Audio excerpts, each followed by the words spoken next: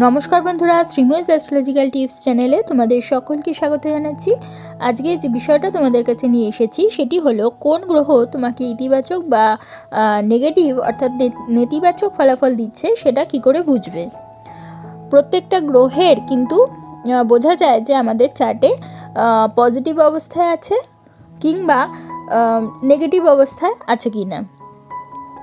যদি দেখো রবি যদি পজিটিভ অবস্থায় থাকে তাহলে কিন্তু তোমাদের মধ্যে আত্মবিশ্বাস এবং নেতৃত্ব ক্ষমতা ভীষণ মাত্রায় থাকবে, এবং যদি তোমাদের মধ্যে নেগেটিভ অবস্থায় থাকে রবির প্রভাব তাহলে কিন্তু অহংকার বোধ বেড়ে যাবে, পিতার থেকে দূরত্ব বাড়তে থাকবে।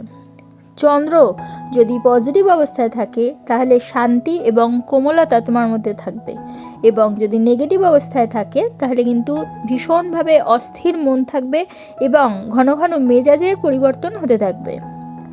মঙ্গল যদি পজিটিভ অবস্থায় থাকে তাহলে কিন্তু সাহস এবং শক্তি বোঝায় তাতে, এবং সেটা বৃদ্ধিপ্রাপ্ত হবে। আর নেগেটিভ অবস্থায় যদি থাকে তাহলে রাগ, মারামারি বা ঝামেলা ঝগড়া এগুলো করার টেন্ডেন্সি তোমার মধ্যে থাকবে। বুধ যদি পজিটিভ অবস্থায় থাকে তাহলে কিন্তু তার ভীষণ শার্প মাইন্ড হয়ে থাকে এবং একটা ক্লিয়ার থিঙ্কিং হয়ে থাকে। নেগেটিভ অবস্থায় যদি বুধ থাকে তাহলে তার মধ্যে ভীষণ ভ্রান্তি অর্থাৎ বিভ্রান্তি সব কিছুর মধ্যে এবং মিথ্যার মধ্যে জড়িয়ে যাওয়া বা মিথ্যার একটা আশ্রয় নেওয়ার টেন্ডেন্সি থাকবে। শুক্র যদি পজিটিভ অবস্থায় থাকে তাহলে প্রেম এবং শিল্পের প্রতি তার আকর্ষণ বুঝিয়ে থাকে, আর যদি নেগেটিভ অবস্থায় থাকে তাহলে অতিরিক্ত তৃপ্তি এবং অলসতা নির্দেশ করে থাকে। যদি বৃহস্পতি পজিটিভ অবস্থায় থাকে তাহলে বুদ্ধি এবং তার বিশ্বাস ক্ষমতা ভীষণ মাত্রায় থাকবে, এবং নেগেটিভ অবস্থায় যদি থাকে তার মধ্যে অন্ধবিশ্বাস জন্মাবে এবং অলসতা তৈরি হবে।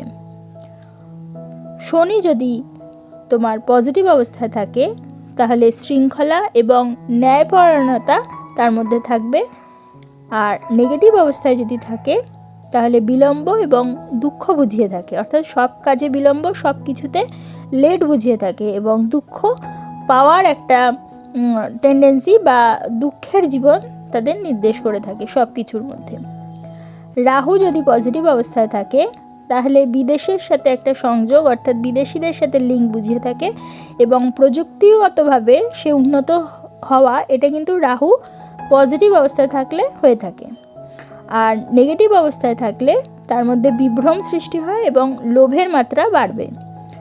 কেতু যদি পজিটিভ অবস্থায় থাকে তাহলে সে মেডিটেশন করবে এবং মেডিটেট অবস্থায় নিজেকে রাখতে পারবে, আর লেটিং গো করার একটা টেন্ডেন্সি তার মধ্যে অবশ্যই থাকবে। আর নেগেটিভ অবস্থায় যদি থাকে তাহলে একাকিত্ব ফিল করবে এবং অস্বচ্ছ চিন্তাভাবনা তার মধ্যে ভীষণ মাত্রায় দেখা যাবে।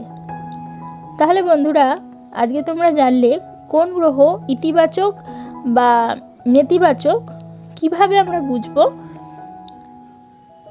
যদি তোমাদের আমার এই ভিডিওটা ভালো লাগে তাহলে অবশ্যই একটা লাইক করে দিও, তোমাদের পরিচিতদের মধ্যে শেয়ার করে তাদের জানার সুযোগ করে দিও, এবং যারা এখনও পর্যন্ত আমার চ্যানেলটা সাবস্ক্রাইব করোনি অবশ্যই সাবস্ক্রাইব করে দিও, এবং পাশে থাকা বেল আইকনটি প্রেস করতে কিন্তু একেবারে ভুলো না। তাহলে প্রত্যেকে ভালো থেকো, প্রত্যেককে ভালো রেখো। পরবর্তী ভিডিওতে আবার চলে আসবো, ততক্ষণের জন্য সকলকে ধন্যবাদ। নমস্কার।